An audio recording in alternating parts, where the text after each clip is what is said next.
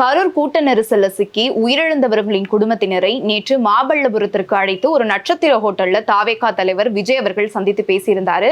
இந்த சந்திப்புல விஜய் அவர்களை சந்தித்த ஒரு பெண்மணி என்ன சொல்லியிருந்தாங்க அப்படின்னா, நாங்க விஜய் அவர்களை சந்தித்து பேசணும், அவர் 1 மணி நேரத்திற்கும் மேலாக எங்களிடம் பேசியிருக்காரு. அதுல விஜய் அவர்கள் இந்த சம்பவம் தொடர்பாக ரொம்ப வருத்தத்துடன் எங்களுக்கு ஆறுதல் சொல்லி இருந்தாரு. அது மட்டும் இல்லாம இறுதியில எங்களுடைய 8 குடும்பங்களின் காலிலேயே விழுந்து மன்னிப்பு கேட்டிருக்காரு விஜய் அப்படின்னு தெரிவிச்சிருந்தாங்க.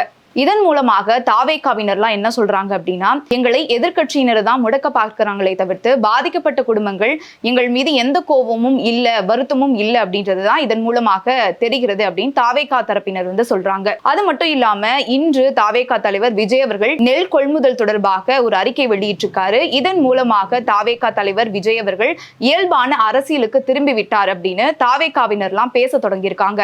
விஜய் அவர்கள் எங்களுடைய 8 குடும்பங்களின் காலில் விழுந்தது மட்டும் இல்லாம மனம் உடைந்து அழுததாகவும் அந்த பெண்மணி தங்களுடைய வருத்தத்தை தெரிவிச்சிருந்தாங்க.